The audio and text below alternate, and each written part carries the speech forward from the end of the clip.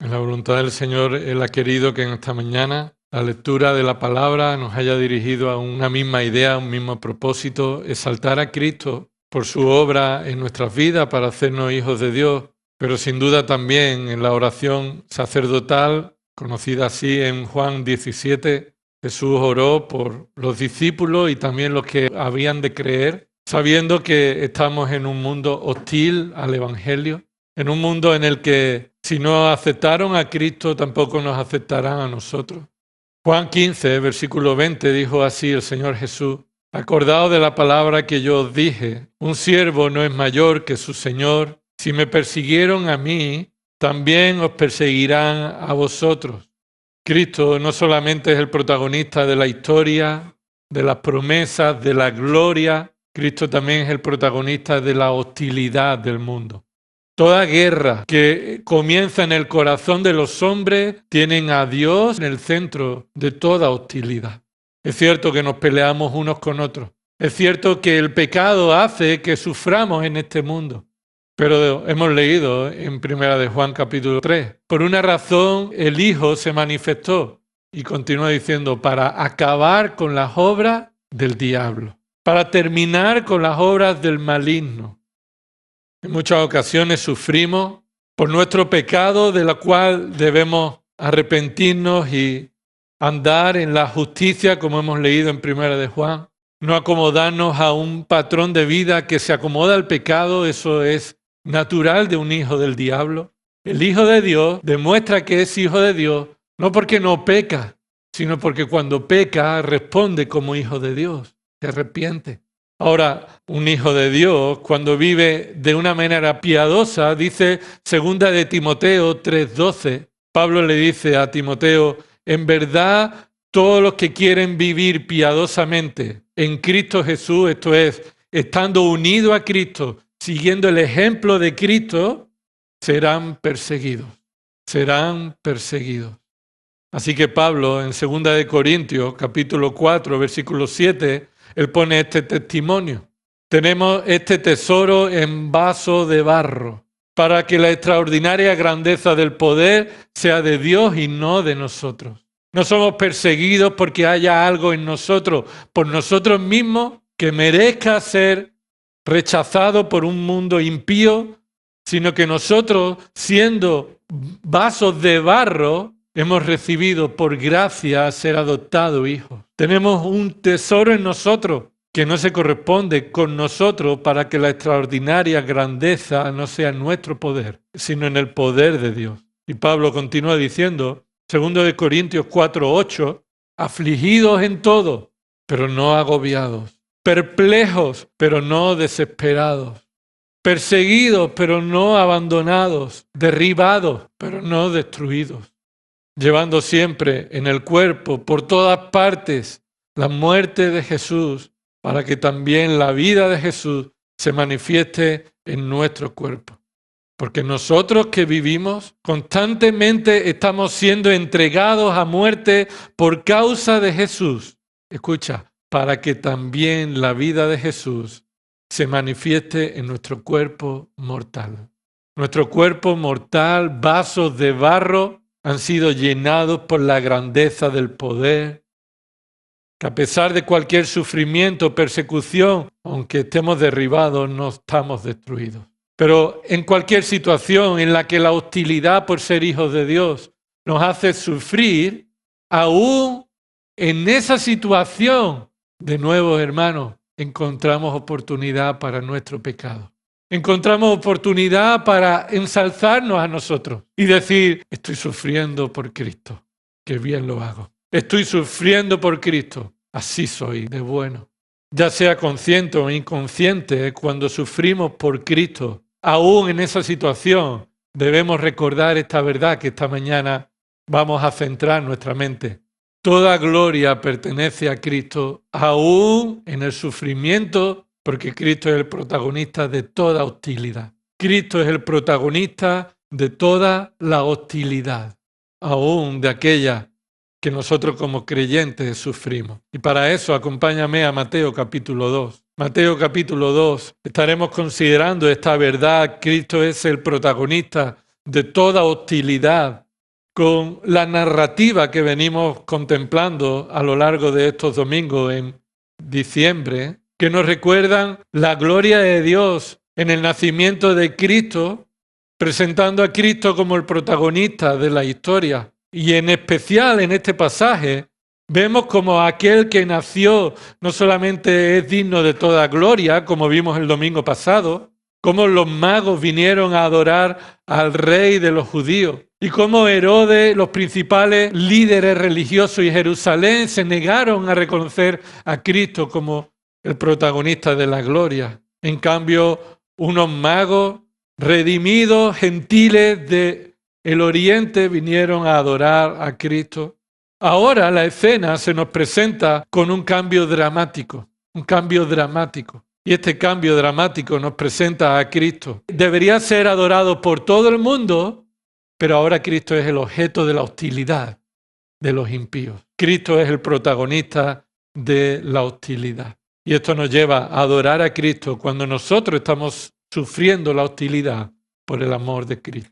Es para la gloria de Cristo que nosotros sufrimos la hostilidad por ser sus hijos. Vamos a leer este pasaje y a continuación continuaremos con la exposición de su palabra. Mateo capítulo 2, versículo 13. Dice así la palabra del Señor. Después de haberse marchado ellos, un ángel del Señor se le apareció a José en sueños diciendo: levántate, toma al niño y a su madre y huye a Egipto. Y quédate allí hasta que yo te diga, porque Herodes va a buscar al niño para matarle. Y él, levantándose, tomó de noche al niño y a su madre y se trasladó a Egipto. Y estuvo allá hasta la muerte de Herodes, para que se cumpliera lo que el Señor habló por medio del profeta, diciendo: de Egipto llamé a mi hijo. Entonces Herodes, al verse burlado por los magos, se enfureció en gran manera y mandó matar a todos los niños que habían en Belén y en todos sus alrededores de 2 años para abajo, según el tiempo que había averiguado de los magos. Entonces se cumplió lo que fue dicho por medio del profeta Jeremías cuando dijo: se oyó una voz en Ramá, llanto y gran lamentación, Raquel que llora a sus hijos y que no quiso ser consolada porque ya no existen. Pero cuando murió Herodes, he aquí, un ángel del Señor se apareció en sueños a José en Egipto, diciendo: levántate, toma al niño y a su madre, y vete a la tierra de Israel, porque los que estaban contra la vida del niño han muerto. Y él, levantándose, tomó al niño y a su madre, y vino a la tierra de Israel. Pero cuando oyó que Arquelao reinaba sobre Judea en lugar de su padre Herodes, tuvo miedo de ir allá, y advertido por Dios en sueños, partió para la región de Galilea. Y llegó y habitó en una ciudad llamada Nazaret, para que se cumpliera lo que fue dicho por medio de los profetas: será llamado Nazareno. Vamos a orar pidiendo al Señor su ayuda. Señor, necesitamos del poder de tu Espíritu para que tu palabra alumbre nuestra mente y para que tu palabra, más poderosa y penetrante que cualquier espada de 2 filos, Señor, obre en nuestros pensamientos y corazón, nuestros sentimientos y motivaciones, y revelen lo que hay oculto en nuestro corazón que ni aún nosotros somos conscientes. Y te rogamos, Señor, que al ser expuesto a tu palabra, Cristo sea exaltado, Cristo sea mostrado, el protagonista de toda la gloria. Y tú, Señor, el Padre de las luces, de quien proviene toda bendición y todo don perfecto, Señor, a ti sea la gloria por medio de tu obra en Cristo Jesús. Gracias por permitir en nuestras vidas el sufrimiento, Señor, que nos santifica para ser como Cristo. Todo esto oramos en el nombre de Jesús.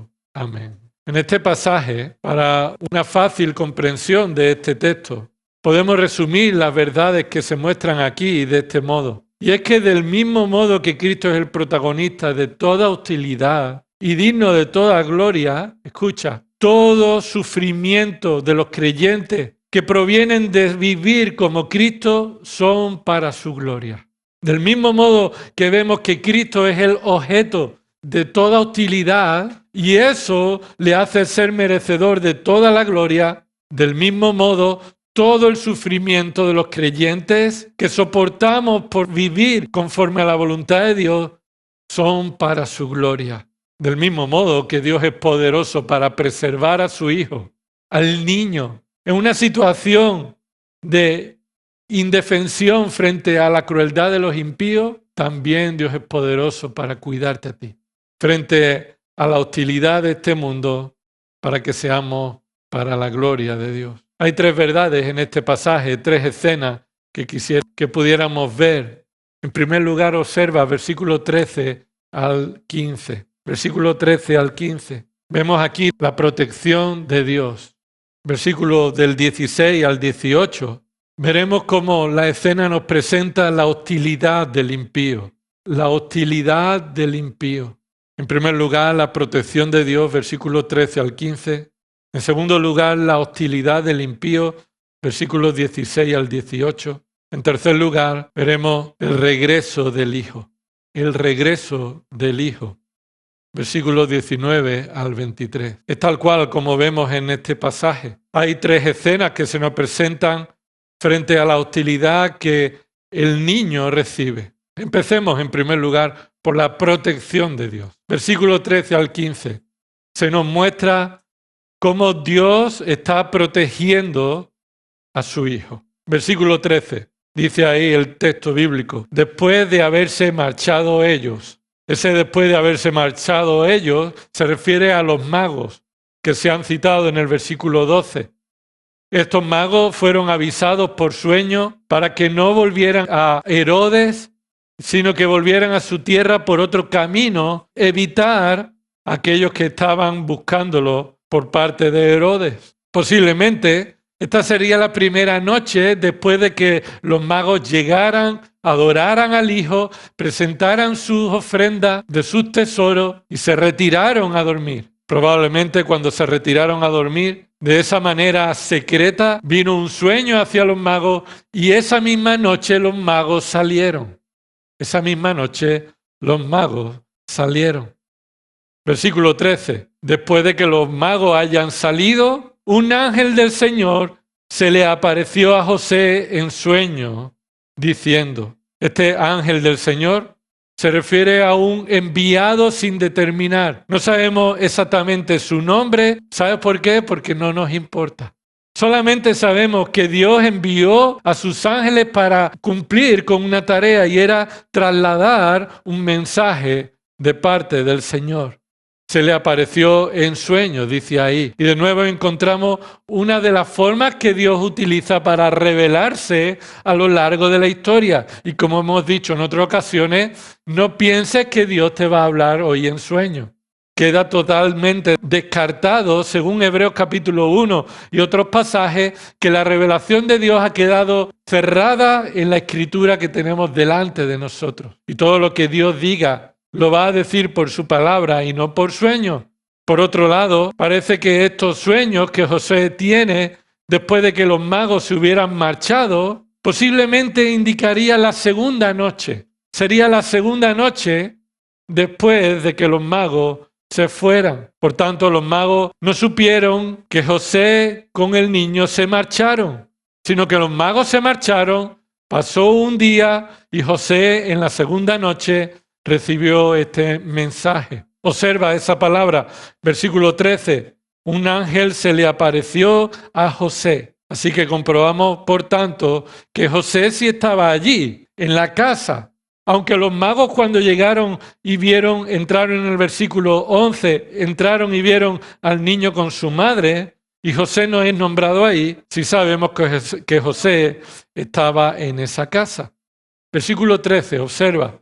Este es el mensaje que el ángel trae a José. Levántate, toma al niño, a su madre, y huye a Egipto, quédate allí hasta que yo te diga, porque Herodes va a buscar al niño para matarle. En primer mandato imperativo, en el original no es levántate. Esa palabra levántate no está en un imperativo, Como veremos más adelante, ese verbo es un verbo secundario en esta frase, sino que el primer mandato es toma al niño y a su madre. El segundo mandato, huye a Egipto, y esa es la orden que Dios mandó a José, quien de nuevo muestra que es hijo de Dios, que es un verdadero creyente porque se caracteriza por la obediencia. José, vemos más adelante que sin rechistar, versículo 14, él obedece. Ahora, estos dos verbos son suficientemente duros y convincentes, urgentes, para que José sepa que está en una situación de peligro. Toma y huye. Esos son los mandatos imperativos que José recibe.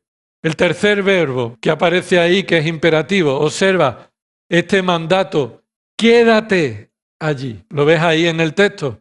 Quédate allí hasta que yo te diga. Ese hasta que yo te diga no se refiere a Dios, se refiere al propio ángel. Esa palabra yo te diga es el propio ángel. Entonces Dios está poniendo por medio del ángel la expectativa de que Dios está al control de todos los detalles. Coge al niño, huye y quédate allí. ¿Hasta cuánto tiempo? Se le avisa, yo te diré cuándo será el momento, y se implica que será un momento para volver. Y tal situación debería ser motivo de tranquilidad, ya que Dios mismo es el que le avisará por medio de un ángel cuánto tiempo tendría que estar allí, implicando que volvería de nuevo a Belén. Ahora, implicamos que nuestra tranquilidad no proviene en conocer los detalles. Escucha, del mismo modo que José recibe un mensaje y se le dice que Dios está al control y cuánto tiempo tendrá que estar en Egipto, eso trae un mensaje de tranquilidad. Tu tranquilidad y la mía no dependen en conocer los detalles de los propósitos de Dios, sino que Dios está al control. Que Dios está al control. Eso es lo que nos da confianza y tranquilidad.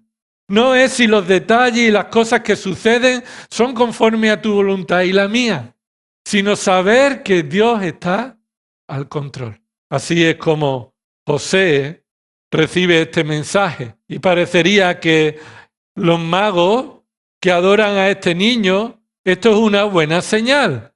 La pregunta que aquí surgiría es, ¿por qué debía José tomarse tanta prisa de coger al niño y huir? Si te paras un momento a pensarlo, no con el conocimiento que ya tienes de la historia, que sabes que Herodes va a buscarlo para matarlo, si te paras a pensarlo con el conocimiento que José tiene de esa circunstancia, es buena señal que unos magos vengan y adoren a tu hijo y te digan, hemos venido a adorar al rey de los judíos. Es más, probablemente, los magos hubieran informado a José de que Herodes tenía la intención de venir a adorar al niño.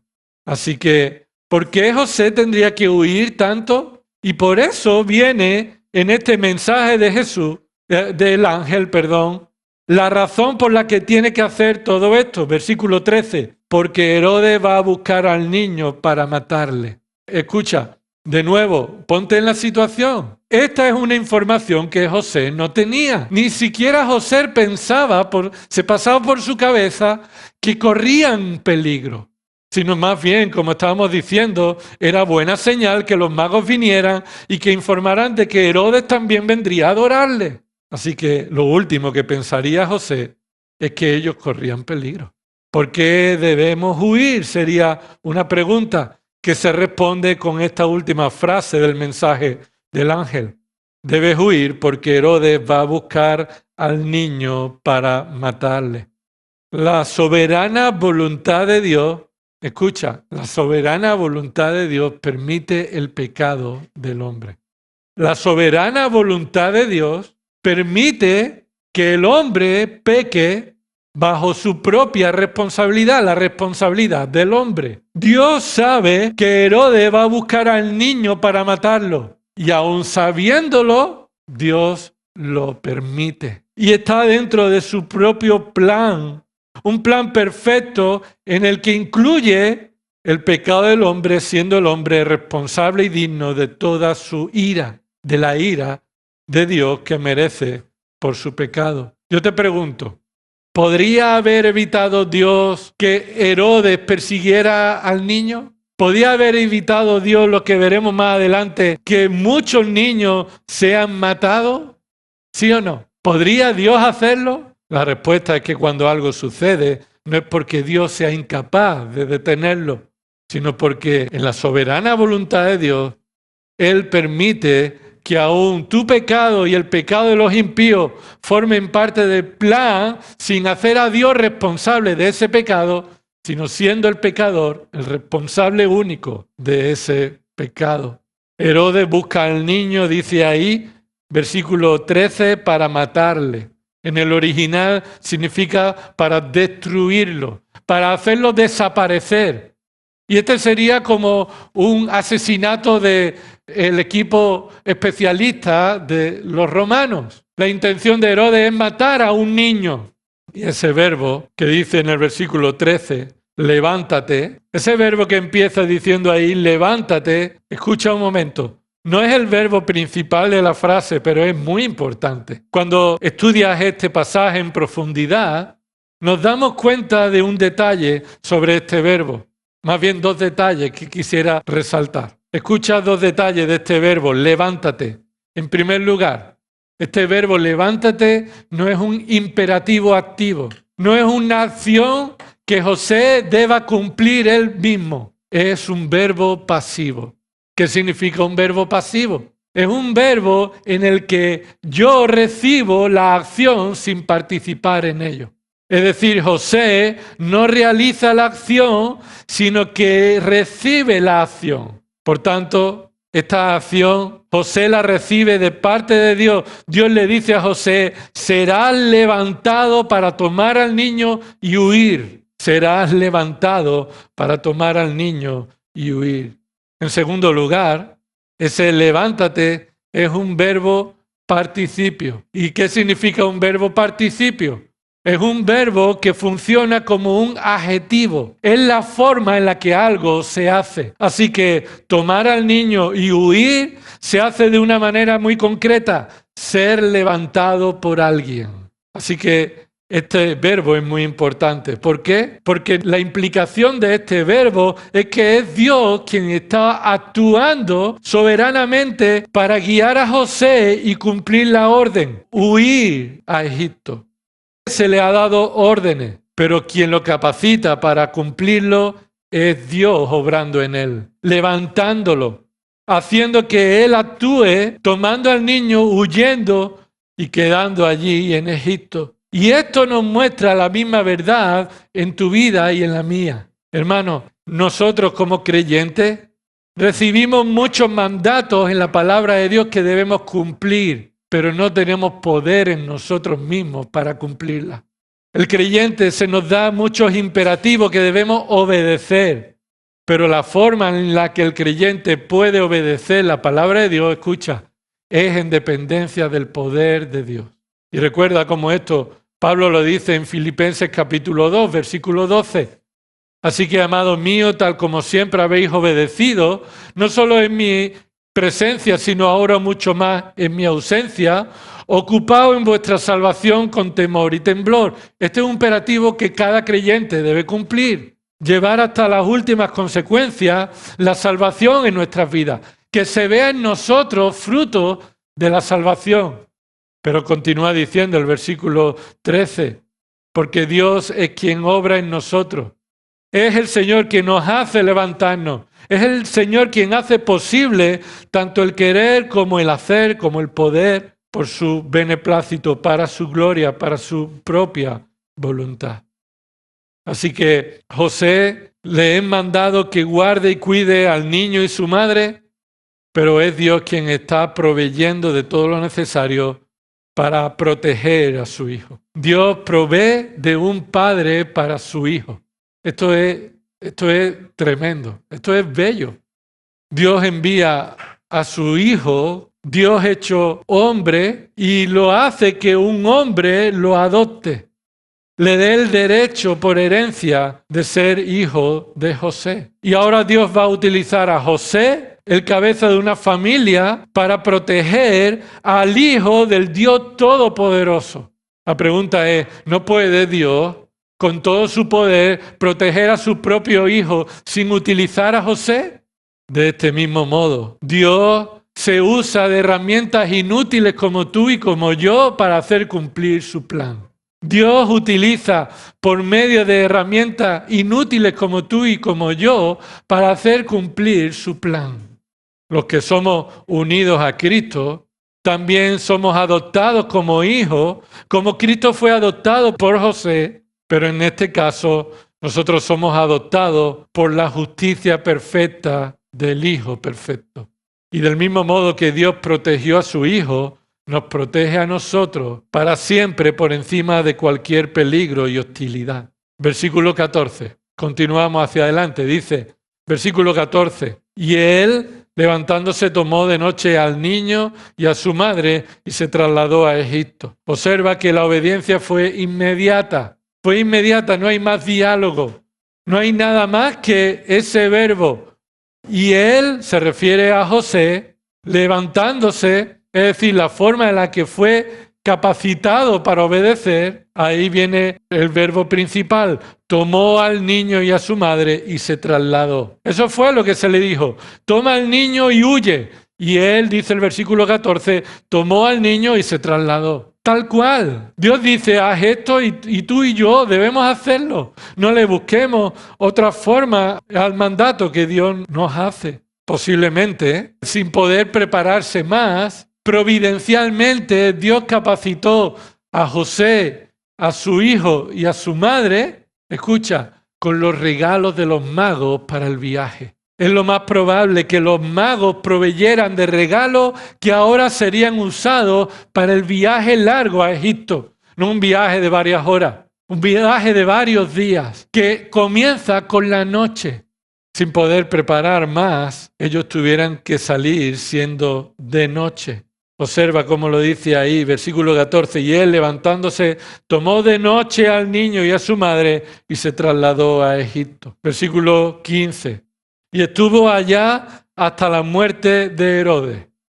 Según los archivos históricos, esto probablemente no fue mucho tiempo después. Ni siquiera probablemente tuvieron que esperar años allí. Más bien, posiblemente se refiere a un tiempo de semanas. Ahora, este detalle demuestra que José fue a Egipto y esperó en Egipto. Así que de nuevo el mandato fue cumplido por José por el poder que Dios le capacitó para obedecer como un creyente debe obedecer a Dios. Ahora, surge aquí la siguiente pregunta. ¿Por qué sucedió todo esto? ¿Por qué sucedió todo esto? ¿Por qué José fue enviado con el niño y su madre a Egipto para evitar ser destruido por Herodes? Y aquí viene esta verdad impresionante. Dios lo había determinado así hace mucho tiempo. Dios lo había determinado así hace mucho tiempo. Se cumplió el plan de Dios. Dios no estaba improvisando. Escucha, Dios no improvisa nada. Dios no aprende de las cosas sobre la marcha. Dios es conocedor perfecto de todas las cosas. Y no solamente conoce lo que sucederá, sucederá lo que Dios ha determinado que suceda. Dios no está aprendiendo, como muchos enseñan, esa herejía de que Dios está aprendiendo y está actuando conforme al hombre va actuando. Y Él está adaptando su plan en respuesta al hombre. Y escucha, no, es Dios quien ha decretado todas las cosas que sucedan, incluido el pecado del hombre, aún manteniéndose el hombre responsable de su propio pecado. Esto nos coloca bajo la verdad suprema de la soberanía y del plan perfecto de Dios. Nada se escapa de su control. Nada absolutamente sucede por casualidad. Dios no reacciona a lo que sucede como si no pudiera saber lo que pasa, sino que todo sucede como parte de su plan perfecto. ¿Por qué decimos esto? Lo decimos porque esto es lo que dice el Salmo 115, versículo 3. Dios está en los cielos y continúa diciendo, Él hace lo que le place. ¿Qué quiere decir? Dios está gobernando en los cielos y todo lo que sucede, sucede conforme a su plan, a su voluntad. El Salmo 135, versículo 6, dice, todo cuanto Él quiere, lo hace. Todo cuanto Él quiere, lo hace.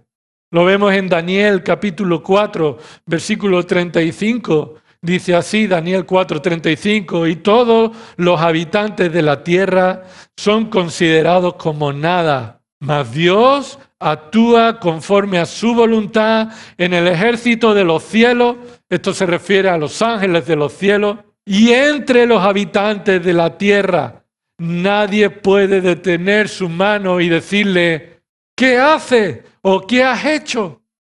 Así que la Biblia nos enseña que todo lo que sucede corresponde con el plan soberano de Dios.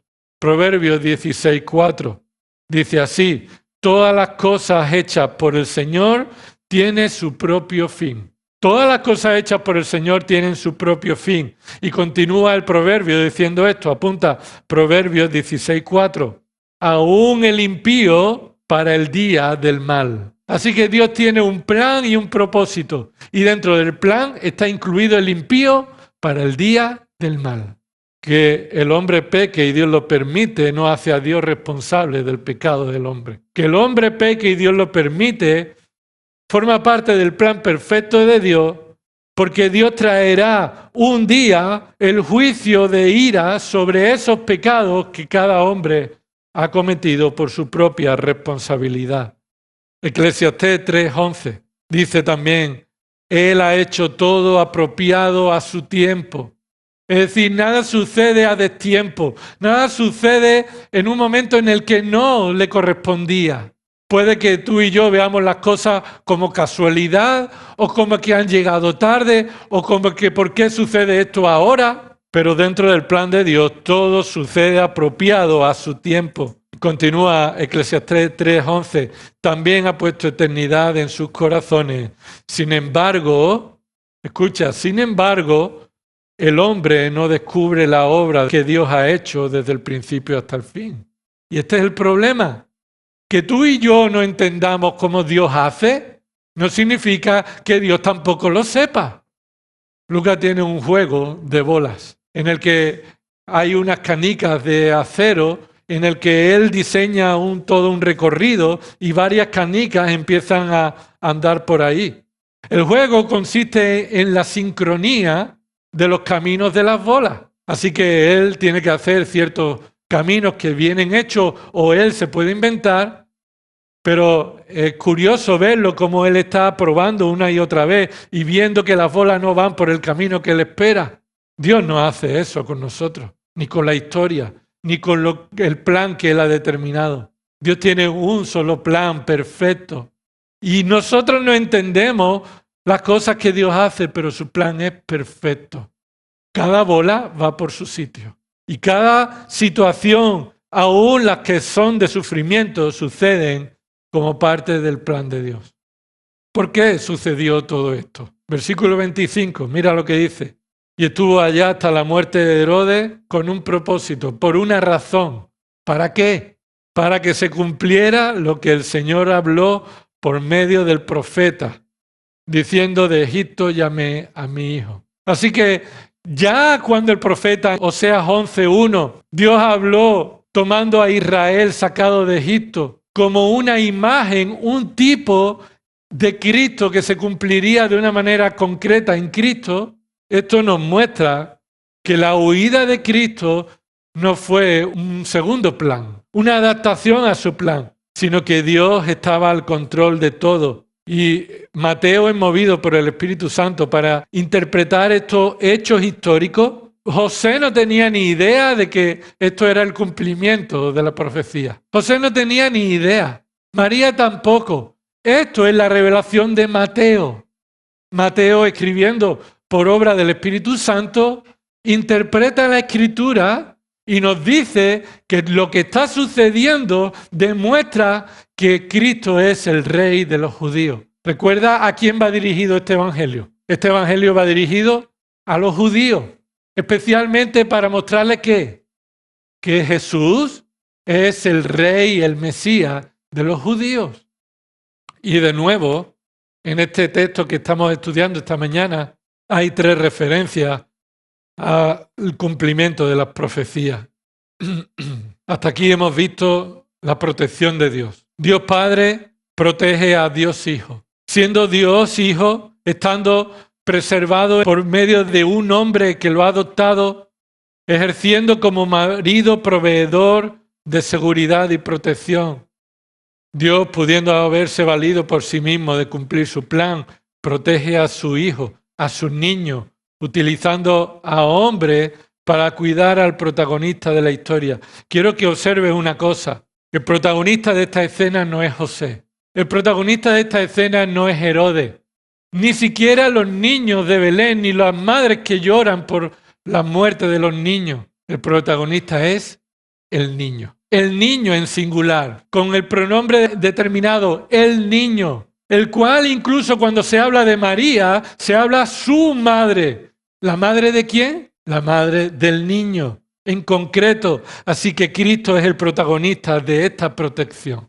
De nuevo vemos que aunque Cristo es protegido aquí, nosotros no podemos quitar de nuestra mente que cuando somos protegidos en obediencia a la palabra de Dios frente a la hostilidad que sufrimos en el mundo, no es para nuestra gloria, es para que Cristo sea el protagonista, Él sea exaltado. Y como dice Hebreos 11, muchos fueron aserrados, muchos fueron cortados por la mitad, muchos fueron quemados vivos, muchos tuvieron que huir, se escondieron en cuevas, andaron de aquí para allá. ¿Para qué? ¿Por causa de qué? Por causa de la fe. ¿Pero para qué? Para que cuando tú y yo corramos la carrera, tengamos los ojos puestos en ¿quién? No en los que sufrieron, puesta la mirada en Jesús, el autor, el consumador de nuestra fe. Del mismo modo que Dios protegió eficazmente a su Hijo, escucha, del mismo modo tú y yo podemos estar seguros que seremos protegidos como hijos adoptados por toda la eternidad por una salvación de gracia en la cual nadie nos podrá apartar de su amor. ¿Podrán matarnos? Sí, pero nada ni nadie nos podrá apartar del amor que es en Cristo Jesús, el amor de Dios. Hemos visto la protección de Dios. Versículo 16. En segundo lugar, vamos a ver la hostilidad del impío. Versículo 16.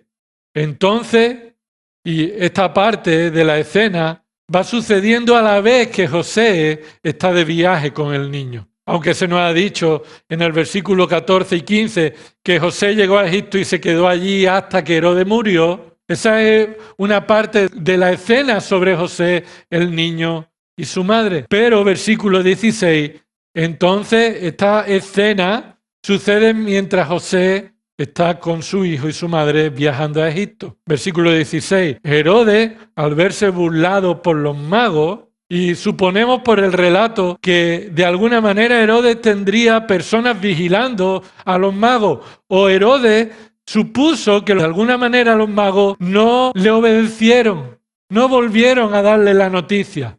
No sabemos cuánto tardó en darse cuenta que los magos no obedecieron. Y eso trajo evidencia a Herodes de haber sido burlado, cayó en el ridículo. Herodes supo que los magos no le obedecieron, se sintió burlado. Esa es la misma palabra usada para referirse cómo trataron a Cristo en la cruz. Recuerda cómo lo hicieron, ¿verdad? Cómo le decían, bueno, venga, bájate de la cruz si tú puedes. Y se reían, se mofaban de él. Es la misma burla que dice que Herodes sintió. ¿Sabes qué? Que al ver que Herodes, al sentirse burlado, respondió con gran furia, escucha, tú y yo también somos tentados cuando sentimos la burla a responder del mismo modo que Herodes. No somos mejores que Herodes. Seríamos capaces por nosotros mismos de hacer lo mismo que Herodes hizo. Si no vigilas tu corazón ante situaciones en las que nos sentimos ridiculizados, tu corazón va a responder de manera pecaminosa, con enfado y te llevará a la ira. ¿Cuál es el problema de tu ira y de la mía? Que cuando somos ridiculizados o sentimos burla, en lugar de humillarnos, como Cristo fue humillado y cayó su boca en esa cruz, tú y yo no vigilamos nuestro corazón, no dependemos de la gracia de Dios y respondemos con ira descontrolada. No como vimos el jueves en el Salmo 2. De repente la ira de Cristo se encenderá y eso no es una ira descontrolada. una ira que de repente vendrá sobre los impíos. Pero escucha, tú y yo debemos vigilar nuestro corazón. No debemos ofendernos de aquello que es cierto. Cuando se nos expone a la verdad, aunque nos duela, nuestra respuesta no puede ser la ofensa. No debemos responder como Herodes. Y tú y yo, aunque seamos creyentes, tenemos la misma tendencia pecaminosa a responder con lo que se nos diga, con la misma ofensa y la misma ira descontrolada. Escucha, ni siquiera debemos ofendernos, no solamente de lo que es cierto, no debemos ofendernos ni siquiera de la mentira que se dice de nosotros. Y si no, puedes leer Primera de Pedro, cómo esos están siendo los creyentes perseguidos, porque dijeron que ellos metieron fuego a Roma. Era injusto que ellos tuvieran que ser perseguidos. Y Pedro le escribe, Primera de Pedro, que no os extrañéis de esta prueba que está viniendo sobre vosotros, porque del mismo modo Cristo sufrió también, de una manera injusta, y Él guardó silencio. Debes guardar silencio y encomendar tu causa a aquel que juzga de manera justa. Versículo 16. Al verse burlado por los magos, se enfureció en gran manera. Recuerda que tú y yo estamos expuestos a esta tentación. Y mandó matar a todos los niños que había en Jerusalén. Así que aunque yo me enfade, no tengo poder para hacer matar a los niños de tal cosa, pero sí podré pecar con ira en el entorno donde yo me encuentro. Mi matrimonio, mi familia, los que están cercanos a mí van a sufrir la ira descontrolada y pecaminosa. Aquí Herodes mandó matar a todos los niños que había en Belén, en todos sus alrededores, de 2 años para abajo, según el tiempo que había averiguado de los magos. Escucha de nuevo. El plan de Herodes muestra hasta qué punto la maldad del impío es capaz de hacer daño. Hasta qué punto por el orgullo de Herodes es capaz de matar. Herodes es conocido por sus crueles prácticas. Herodes mató a algunos de sus hijos. Este Herodes mató a sus propios hijos y a mujeres que él tuvo porque pensaba y tenía miedo de que hicieran un complot sobre ellos. El emperador Augusto dijo de Herodes que es mejor ser un cerdo de Herodes que un hijo de Herodes, porque tiene más probabilidades de morir siendo hijo que siendo un cerdo. Así era la crueldad de este hombre. La pregunta que aquí surge cuando leemos esto es: ¿por qué Dios permitió esta masacre? ¿Verdad? ¿Por qué Dios permitió esta masacre? Y al igual que hemos visto en el párrafo anterior, todo el mal que sucede a lo largo de la historia no se ha escapado del control de Dios, sino que forma parte del plan perfecto de Dios, en el que está incluido los actos de maldad que no quedarán sin castigo. Escucha, no quedarán sin castigo. Este es el propósito por el cual se hace la referencia en el versículo 17. Versículo 17. Entonces se cumplió lo que fue dicho por medio del profeta Jeremías. De nuevo, esta es una nota aclaratoria de Mateo. Mateo, movido por el Espíritu Santo, a los lectores judíos les dice: esta matanza Dios la permite para que se cumpla lo que el profeta Jeremías escribió. La pregunta aquí es: ¿por qué el profeta Jeremías escribió esto entonces? Porque es la misma razón por la que esto está sucediendo con Herodes. Versículo 18, esto es lo que escribió el profeta Jeremías. Se oyó una voz en Ramá, llanto y gran lamentación, Raquel que llora a sus hijos y que no quiso ser consolada porque ya no existen. No tenemos mucho tiempo para entrar en el pasaje, pero quisiera sacar la enseñanza que aquí surge. Mateo toma la referencia de Jeremías 31:15 como una ilustración del lamento de aquellos inocentes que fueron matados por impíos en el pasado. Mateo toma la referencia de Jeremías 31:15 como el cumplimiento que ilustra la verdad que allí en Jeremías 31 se mostraba. El lamento de aquellos inocentes del pueblo de Israel que fueron matados por el impío. Y el punto del cumplimiento de esta profecía no solo demostrar que Dios está al perfecto control de la historia. No solamente se demuestra que Dios está al control de la historia, permitiendo que Herodes matara a muchos niños para hacer cumplir una profecía, sino que esa profecía de Jeremías 31 es una ilustración de lo que se está enseñando aquí en Mateo. Tiene el carácter de un lamento que será consolado por Dios. Este es el punto. Dios consolará el lamento de los justos. Dios permitirá que los justos sufran, y no solamente para traer juicio sobre los impíos por traer este sufrimiento, sino para consolar a los justos que sufren. Este es el paralelo de las dos escenas. Si fuéramos a Jeremías, veríamos que ese sufrimiento de una madre judía que se toma ahí como un ejemplo ilustrativo de la muerte de un hijo en manos de los babilonios en aquella época, una madre que llora porque su hijo ha sido matado por los invasores babilonios, es el contexto en el que Jeremías, escucha, Jeremías trae consuelo. Jeremías trae consuelo y una promesa de restauración. Por tanto, del mismo modo que la muerte de los niños por mano de los babilonios era consolado y será consolado por Dios, la muerte de los niños en manos de Herodes será consolado por el mismo Dios que traerá venganza sobre los impíos para vengar la sangre de los inocentes en el juicio final. Cada vez que se resalta en la palabra de Dios la gravedad del pecado del hombre y sus tremendas consecuencias para el pueblo de Dios, encontramos otra verdad. ¿Sabes cuál es? Dios vengará con justicia cada pecado que el hombre cometa. Dios vengará con justicia cada pecado que el hombre cometa. Jeremías 31:15 dice lo que aquí Mateo está citando, pero dice en los siguientes versículos. Así dice el Señor, cuando una mujer en Ramá llora por su hijo, así responde el Señor.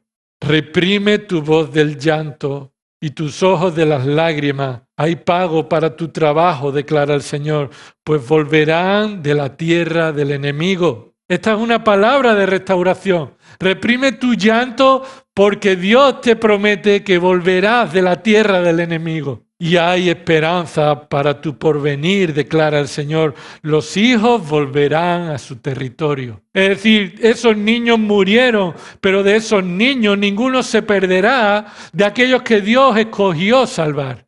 Esto no hizo que ninguno de los que han sido escogidos por Dios perdieran su oportunidad, sino de todos esos hijos Dios salvaría a los escogidos.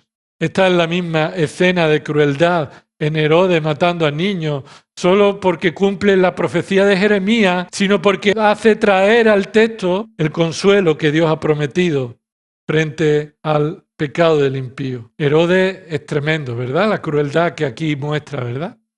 Acompáñame un momento a Apocalipsis capítulo 12. Esta escena de Apocalipsis capítulo 12 nos muestra una escena de la historia que en ese momento Juan está viendo, pero sucedió en el pasado de Juan. Y nos pone en contexto los eventos futuros que Juan verá. Así que para que Juan vea los eventos del futuro, en ese capítulo 12, donde Juan va a ver la tribulación del pueblo de Israel, Juan ve eventos que ya sucedieron en el pasado bajo el punto de vista de Juan. Apocalipsis capítulo 12. Versículo 1. Y una gran señal apareció en el cielo. Una mujer vestida del sol, con la luna debajo de sus pies y una corona de 12 estrellas sobre su cabeza. Esto representa al pueblo de Israel. Y Juan está viendo una representación del pueblo de Israel. Versículo 12. Estaba encinta y gritaba, estando de parto y con dolores de alumbramiento. Versículo 3. Entonces apareció otra señal en el cielo. He aquí un gran dragón rojo que tenía 7 cabezas y 10 cuernos, y sobre sus cabezas había 7 diademas. Este representa a Satanás, según el contexto de este texto. Versículo 4. Su cola arrastró la tercera parte de las estrellas del cielo. Esto representa a la tercera parte de los ángeles del cielo que siguieron a Satanás y se rebelaron contra Dios. Y versículo 4, y las arrojó sobre la tierra, y el dragón se paró delante de la mujer que estaba para dar a luz, Hemos dicho que esta mujer representa a Israel como una mujer que va a dar a luz un hijo. Y mira lo que dice ahí, a fin de devorar a su hijo cuando ella diera a luz. Esta mujer no es, como enseña la Iglesia Católica, María. Esta mujer representa al pueblo de Israel. Y este hijo, por supuesto, sí habla y se refiere al Mesías, al Cristo. Mira lo que dice el versículo 5. Y ella dio a luz un hijo varón que ha de regir a todas las naciones con vara de hierro. ¿Recuerda el Salmo 2, como estudiamos el jueves pasado? Y su hijo fue arrebatado hasta Dios y hasta su trono. Este no es otra persona que Cristo. Después de su humillación fue levantado al cielo, glorificado y sentado en el trono. Si leyéramos el resto del capítulo, y puedes leerlo en tu casa si quieres, esta escena muestra que Herodes es usado por Satanás para en ese momento del nacimiento aniquilar al hijo. Así que si tuviéramos más oportunidades, podríamos predicar de la Navidad en el Apocalipsis. Como en Apocalipsis 12 se nos habla del nacimiento del hijo y cómo Herodes estaba aquí cumpliendo lo que Juan estaba viendo que ya había sucedido y pone en contexto con el resto de sufrimientos que vendrían más adelante en la gran tribulación, a la mitad de la tribulación, después de los 3 años y medio de tribulación. Cristo es el protagonista de la hostilidad de Satanás. Y Cristo fue manifestado en su tiempo, ¿para qué? Para deshacer las obras del diablo. Tú y yo no somos los protagonistas de la hostilidad. En medio de la hostilidad de nuestra vida piadosa, en medio del sufrimiento por tu pecado o el pecado de otros, es la oportunidad para exaltar a Cristo como el protagonista de toda hostilidad. Hemos visto la protección de Dios, hemos visto la hostilidad del impío y brevemente veremos estos últimos versículos, el regreso del Hijo. Versículo 19, el regreso del Hijo. Mateo 2:19. Mateo 2:19. Pero cuando murió Herodes, he aquí, un ángel del Señor se apareció en sueño a José en Egipto, diciendo. Está claro que hay un contraste en este texto. Dice, pero cuando murió Herodes. No es casualidad que el texto narrativo coloque el versículo 19 con un pero de contraste. ¿Sabes por qué? Porque acaba de decir que Herodes mandó matar a los niños, pero Herodes también murió. Y eso muy probablemente sucedió en esas mismas circunstancias, en esa misma relación narrativa. Herodes mandó a matar a los niños, pero Herodes murió. Y murió y está reservado para la segunda muerte en el infierno, porque Herodes fue un impío que Satanás usó para pretender cambiar o aniquilar al Hijo de Dios. He aquí que un ángel del Señor se apareció en sueño a José en Egipto diciendo, versículo 20, levántate, toma al niño y a su madre y vete a la tierra de Israel, porque los que estaban contra la vida del niño han muerto. Observa que aquí ahora no está en singular, está en plural. Los que estaban contra la muerte del niño han muerto. Así que probablemente no solamente murió Herodes, sino que murieron todos los que habían planificado un mal con Herodes. Todos los que estaban involucrados en el plan de aniquilar al niño. De nuevo, el niño es el protagonista de la hostilidad. Versículo 21, y él levantándose tomó al niño y a su madre y vino a la tierra de Israel. Que sea así, hermano, nuestra vida, que sea así nuestra vida. Dios te dice, levántate y ve, y que se diga de ti y de mí, que nos hemos levantado y hemos ido. Y que cuando dice, vuelve, levántate y regresa, que se diga de ti y de mí, que nos hemos levantado y hemos regresado. Y no como Jonás, que fue mandado, pero él tomó una dirección diferente, una dirección contraria a la que Dios estaba mandando. Ni siquiera así el plan de Dios se verá afectado. Pero Jonás tuvo que sufrir, ¿verdad? Sufrió las consecuencias de rebelarse contra el plan de Dios. Que el Señor nos ayude a someternos a su voluntad cuando su palabra así lo determina. Versículo 22. Pero cuando oyó que Arquelao reinaba sobre Judea en aquel lugar, en lugar de su padre Herodes, perdón. Esa muestra el contraste de una noticia que José tuvo. El reinado de Herodes el Grande se dividió en 3 hijos que él tuvo: Arquelao, Herodes Felipe II y Herodes Antipas. Este Herodes Antipas es el más conocido en los evangelios. Herodes Arquelao tenía una fama de crueldad como su padre. Así que Dios le advirtió por sueño a José que se fuera a Galilea. ¿Por qué? De nuevo, por tercera vez, versículo 23. Y llegó y habitó en una ciudad llamada Nazaret. De nuevo, tercera vez, para que se cumpliera lo que fue dicho por medio de los profetas. Será llamado Nazareno.